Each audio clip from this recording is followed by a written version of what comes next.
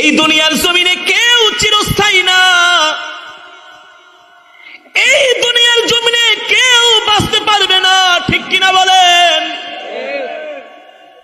ও যুবক, আজকে তুমি যুবক, তোমার শরীরে শক্তি আছে, তুমি পরকালের কথা, কবরের কথা চিন্তা করো না। জীবনটাকে যেমন খুশি তেমন চালাইতেছো, একবার চিন্তা করে দেখো, ভালো করে হিসাব করে দেখো, তোমার এলাকার মধ্যে 30 বছর আগে যারা ছিল এখন তারা নাই, তারা চলে গেছে, ঠিক কিনা বলি? আছে? একদল যায় আর একদল আসে, কিন্তু আমাদের চলাফেরা কথাবার্তা শুনলে মনে হয় আমরা কোনোদিন মরব না। যার ক্ষমতা আছে সে আরো ক্ষমতার দাপট দেখায়, যার অর্থ সম্পদ আছে সম্পদের গরম দেখায়, ঠিক কিনা বলেন? সবল দুর্বলের উপরে অত্যাচার করে, নির্যাতন করে, জুলুম করে।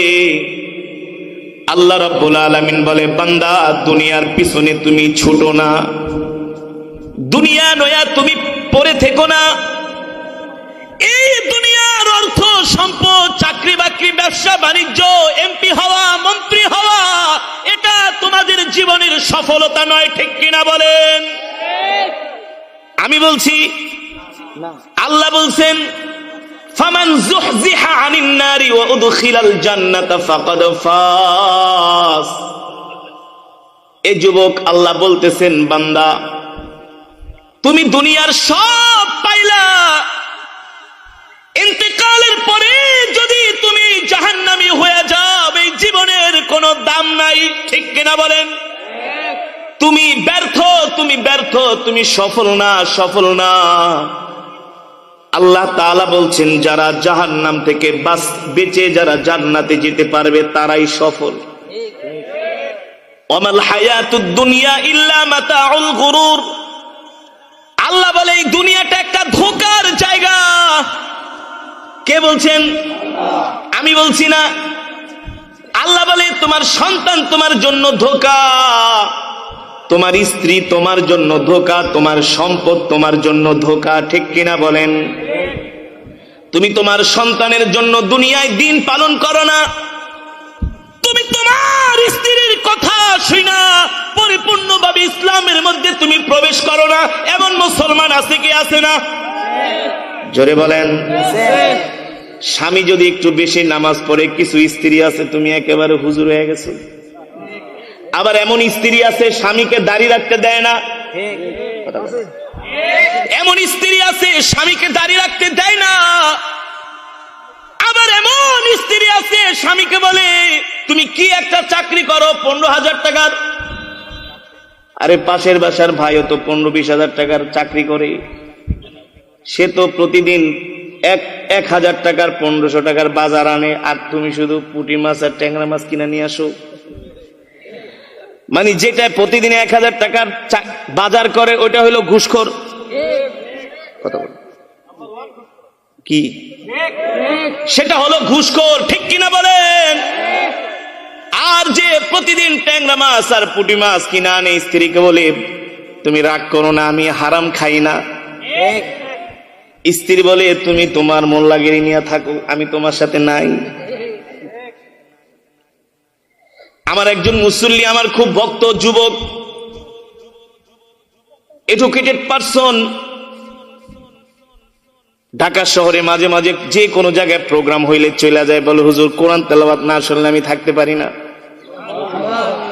আর জোরে বলেন সুবহানাল্লাহ। তাদের কথাই আল্লাহ নবী বলেছেন, এই দুনিয়ার জমিনে আল্লাহর কিছু পরিবারভুক্ত বান্দা আছে। সাহাবায়ে কেরাম জিজ্ঞেস করলেন, ওগো আল্লাহর নবী, দুনিয়ার জমিনে কারা আল্লাহর পরিবারভুক্ত বান্দা? ও যুবক, আমার নবী কি বলছেন আমি বানায় বানায় তোমাদেরকে বলছি না, আল্লাহ রসুলের হাদিস। সাহাবায়ে কেরাম অবাক হয়ে গেলেন, ওগো আল্লাহর নবী, কারা আল্লাহর পরিবারভুক্ত বান্দা? আর তাদের ফ্যাসিলিটি কি, সুযোগ সুবিধা কি?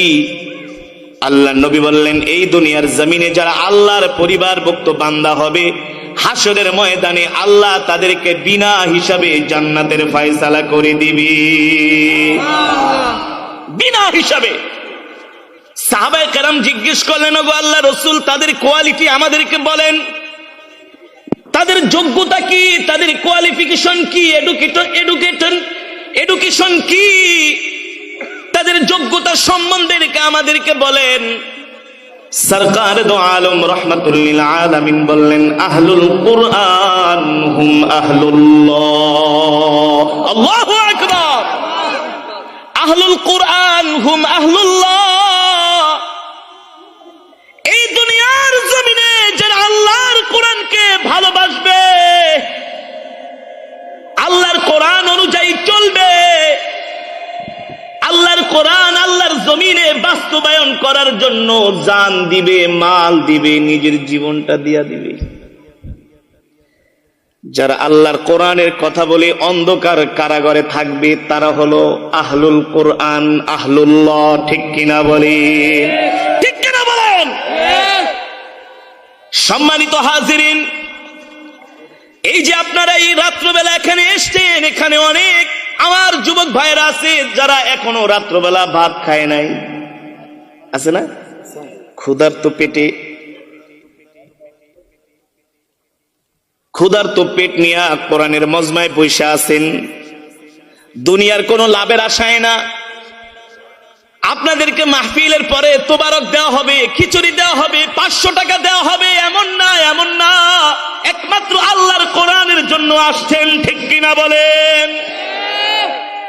আপনার নিয়ত যদি হয় খালেস, ইন্নামাল আ'মালু বিন্নিয়া, আপনার নিয়ত যদি হয় খালেস, আপনার মধ্যে যদি ইখলাস থাকে, আল্লাহর ভয় থাকে, আজকের মাহফিলে আসা যদি একমাত্র আল্লাহর সন্তুষ্টির জন্যই হয়ে থাকে, এই কথা না যে কোন হুজুর আসবে, কত সুন্দর তার কণ্ঠ, কেমন করে তিনি হাসায়, কেমন করে তিনি কাঁদায়, সে দেখতে কেমন সুন্দর, তার স্টাইলটা, তার অভিনয়টা দেখা আসি, এটা না, এটা না।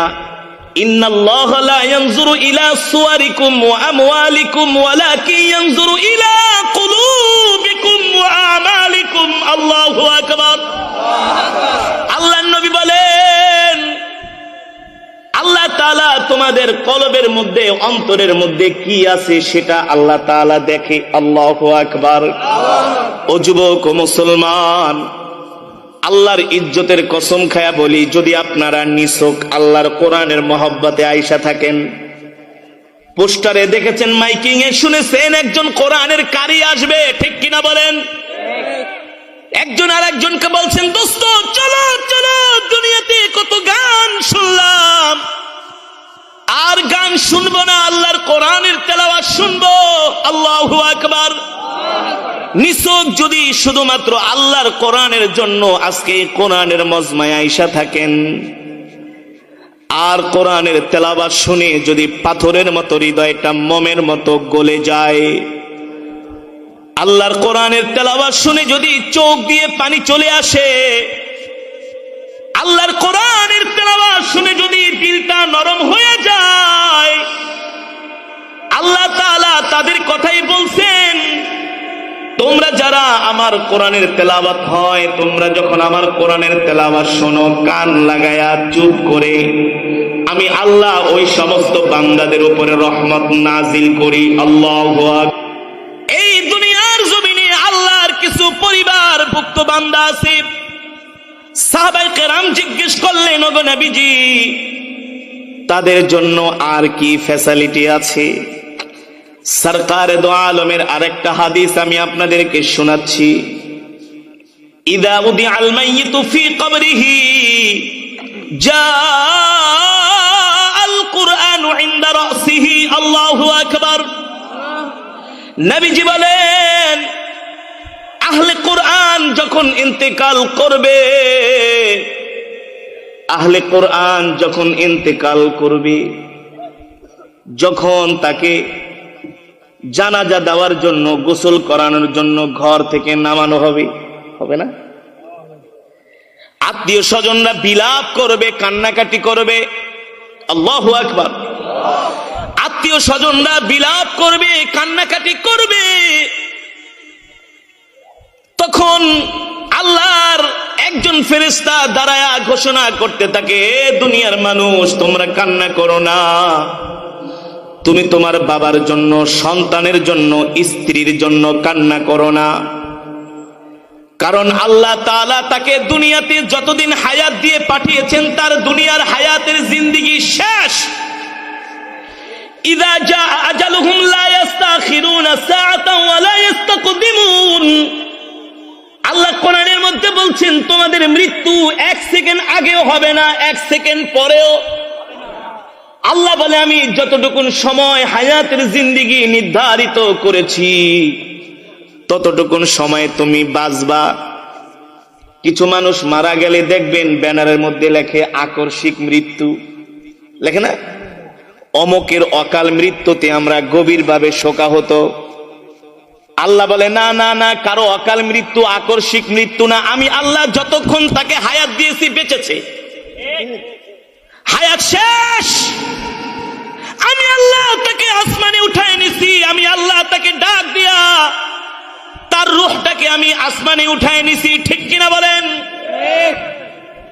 এ কারণে অনেকের মা বাবা সন্তান মারা গেলে আমরা বিলাপ করি, হায় রে এত ছোট বয়সে মারা গেল। যেমন চেয়ারম্যান সাহেবের একজন সন্তান মারা গেছে, আবু হুরায়রা কত সুন্দর নাম রেখেছিলেন।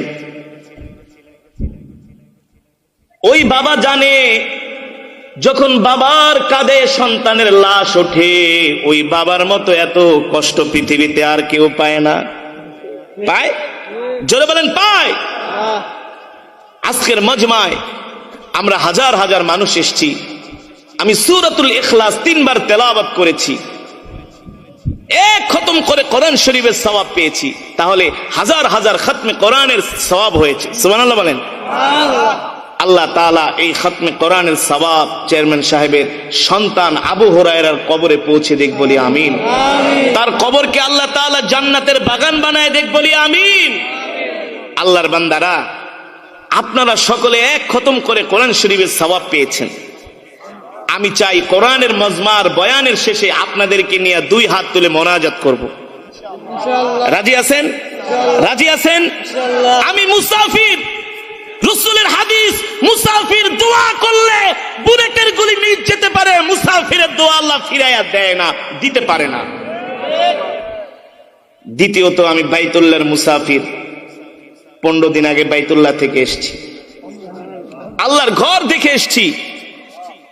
কোন বাইতুল্লাহর মুসাফির যদি আল্লাহর কাছে দোয়া করে আল্লাহ তাআলা নিঃসন্দেহে তার দোয়া কবুল করে। আপনারা অনেক বড় ভাগ্যবান, এই মজমায় এসে আপনারা আল্লাহর শাহী কালামের তেলাওয়াত শুনেছেন। সুবহানাল্লাহ বলেন। তো আমি চাই মজমার শেষে আপনাদেরকে নিয়ে চোখের পানি ফেলে দোয়া করব, তারপরে আমি আগে বিদায় নিব, তারপরে আপনারা উঠবেন। এর আগে একজনও উঠাউঠি করবেন না। এতটুকুন ঈমান কি আছে? ধৈর্য আছে? আল্লাহর কোরআনের জন্য সময় হবে তো মুসলমান? কে কে রাজি আছেন হাতটা উঠে আল্লাহকে দেখান। নারায়ে তাকবীর। হাত সোজা করেন, ইমানদারের মতো সোজা করেন, এই মুনাফিকের মতো না, ইমানদার। হাত সোজা করেন, সব রেকর্ড হচ্ছে, আল্লাহ তাআলা দেখছেন। ফেরেশতারা আল্লাহ তাআলার কাছে, ওগো আল্লাহ তাআলা, এই যে দেখেন আপনার বান্দারা জমিনে তাকায় দেখেন, দেখতেছে। আল্লাহু আকবার, ইন্নাল্লাহা সামিউম বাসীর। আল্লাহ দেখেন, বলি আমিন আমিন। হাত নামান। মাশাআল্লাহ। ভাই, আমি কি আপনাদেরকে খারাপ কাজের দিকে ডাকছি? জোরে বলেন। এই যে আমরা হাত উঠিয়েছি, আল্লাহ তাআলা দেখতেছেন। ফেরেশতারা আমাদের পক্ষ থেকে বলতেছে আল্লাহুম্মা গফির ওয়ারহাম, আল্লাহ আপনি আপনার এই বান্দাদেরকে মাফ করে দেন। সুবহানাল্লাহ বলেন। আল্লাহ তাআলা আরশে আজিমে বসে দেখতেছেন, দেখতেছেন। আমার আল্লাহ এমন আল্লাহ, আল্লাহু আলা কুল্লি শাইইন কাদির, সর্বময় ক্ষমতার মালিক। আল্লাহ দেখতেছেন যে আল্লাহর বান্দারা এই রাত্রবেলা না খায়া কোরআনের মজমায় বসে আছে। আরেক দিক থেকে ফেরেশতারা আমাদের পক্ষ হয়ে আল্লাহ তাআলার কাছে দোয়া করতেছেন, আল্লাহ এই বান্দাদেরকে মাফ করে দেন, আল্লাহ আপনার প্রিয় বান্দাদেরকে মাফ করে দেন, তারা কোরআনের মহব্বতে আসছে। আল্লাহু আকবার। জোরে বলেন আল্লাহু আকবার। তাহলে আমরা মোনাজাতের আগে কেউ উঠাউঠি, ঈমানের পরিচয় দিব, ধৈর্যের পরিচয় দিব। আজকে এই কোরআনের ইসলামের বিপ্লব হচ্ছে বিপ্লব। এই কোরআনের মাহফিল গুলোর কারণে সিনেমা হল গুলো বন্ধ হয়ে গেছে। হ্যাঁ, আগে বগুড়ায় গান হইতো না, যাত্রা হইতো না, আছে যাত্রা ফাত্রা গোষ্ঠী সুদ্ধা এই জমিন থেকে দূর হয়ে গেছে। ঠিক কিনা বলেন? সার্কাস হতো, জুয়ার কোট বসতো, দেখে না মহিলাদেরকে পুরুষের সামনে ওপেনলি তাদেরকে নাচানো হতো, জিনার গুনাহ হতো, জিনার গুনাহ। ঠিক না? আছে এগুলা কোরআনের মাহফিলের বরকতে। ওইদিন টকশোতে একজন বলতেছে, আগে গ্রামে গেলে কত সুন্দর পল্লী গীতি শুনতাম, রবীন্দ্রনাথের সঙ্গীত শুনতাম, জারি গান শুনতাম, পালা গান শুনতাম, গ্রামের কৃষকরা ধান কাটতো আর গান শুনতো। পিছনের থেকে একজন কয়, স্যার সব খাইছে। কারা খাইছে? কয় মোল্লারা খাইছে। আল্লাহু আকবার বলেন, আল্লাহু আকবার বলেন। গতকালকে আমি যেখানে মাহফিল করেছিলাম, বলে হুজুর এই পরিমাণ মাদ্রাসা এলাকার মধ্যে হয়েছে, এখন কোন অভিভাবক আর নুরানি মাদ্রাসা ছাড়া স্কুলেই দিতে চায় না। আরে মুসলমান, আবু জেহেল, উতবা, শাইবা, আবু লাহাব